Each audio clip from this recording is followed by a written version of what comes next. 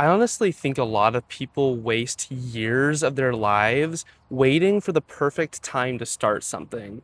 People want the perfect plan, they want the perfect mindset, the perfect setup, the perfect timing before they finally allow themselves to begin something. But let me ask you, have you ever heard a successful top, have you ever heard a successful person give the advice to keep overthinking, to delay starting because you need to think more about it? Have you ever heard that? I don't think I've ever heard that. I think almost every successful person would tell you the complete opposite, which is you need to just start and think about all that stuff later. No one says, I wish I spent more time overthinking before I started. They say the opposite. Just start. And honestly, I think there's a reason for that because people like the idea of certainty. They want to know exactly what they're doing before they begin. I'm the same way. They want reassurance that they won't fail or embarrass themselves or waste time. So instead of actually starting, they stay in this weird planning phase forever, watching videos and researching and thinking and preparing, trying to optimize every detail before they even take the first step.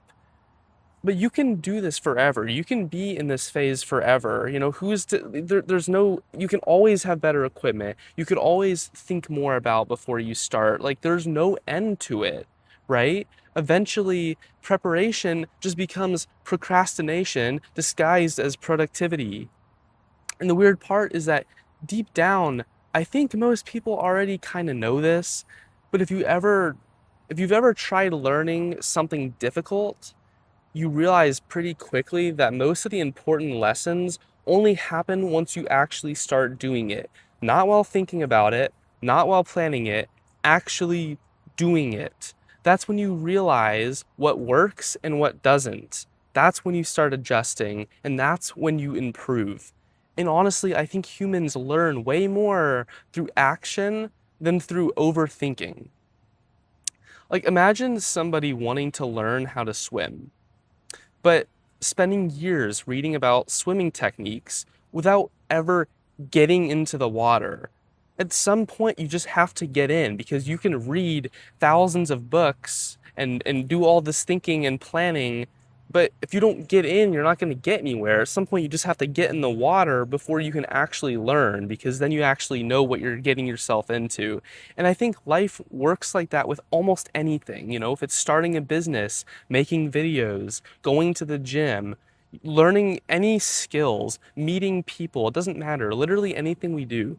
Most people are not magically confident before they start. Most people become confident because they started. And I think social media makes this problem even worse with most things, but with this too, because people constantly compare their beginning to someone else's, finished products, right? They're comparing their starting out to someone else who's already succeeded. So they feel pressure to immediately be great at something. This is something that personally I've done like my whole life, and only recently have I really started to think this way and actually like take action and to stop overthinking everything. That's why I'm making this.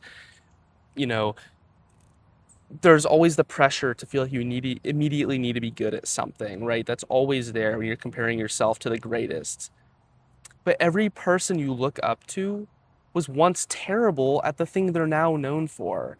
The difference is that they were willing to be bad at it long enough to improve. And I think people underestimate how important that actually is. Be willing to look stupid. Be willing to fail. Be willing to make bad early versions, just like I'm doing right now with this YouTube channel. That's honestly where most growth comes from. And I've noticed that overthinking gives people the illusion of progress because thinking feels safer than doing. If you're planning, you haven't technically failed yet. If you never fully commit, you can always tell yourself you could have done it someday. But eventually that becomes dangerous because years start passing while people stay mentally stuck at the starting line. And meanwhile, the people who actually improve are usually just the people willing to start before they feel fully ready. They just jump in the water. They don't need to read 1,000 books before they do that. They just kind of jump in and learn as they go. I don't think confidence usually comes first. I think action comes first. Then confidence slowly builds afterwards. Because once you actually start doing something, your brain finally has real experiences to learn from. You stop imagining every possible outcome and start responding to reality and what's actually going on instead. You can plan out all the hypothetical problems that are going to happen, but before you actually do something, you're it's just hypothetical. It's all hypothetical. So you need to just jump in and then start responding to like reality instead. Like actually start responding to the problems you're facing, you know? And reality is usually way less scary than the version people build in their heads too. Like I think people, they build everything up to be this big thing, but I think when you actually do it, you realize that it's not as scary as it sounded in your head when you were overthinking about it. I don't know. I just think a lot of people are waiting for a version of themselves that's magically fearless and fully prepared and completely confident before they begin something. But I honestly don't think that version ever comes first. No one ever started out being great. That has never happened. Never. You start bad at something and then you progress through doing it and just jumping in the water. I think people become that version before they actually felt ready. They didn't feel ready, they just jumped in.